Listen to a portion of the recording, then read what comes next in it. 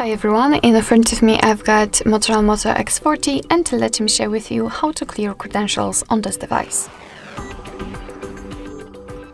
So first of all, let's enter the settings and then scroll down in order to find security and privacy.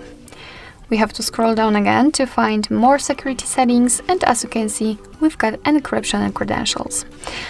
Almost at the very bottom of this list, we've got clear credentials option, so let's tap on it and confirm it with OK. If you've got any pattern, PIN or password, you will have to enter it to confirm. And as you can see, the credential storage has been erased successfully. What is more, we cannot tap on this option, it is inactive, because it's kind of evidence that we just successfully removed the certificates. Alright, so that will be all. Thank you so much for watching. I hope that this video was helpful, and if it was, please hit the subscribe button and leave the thumbs up.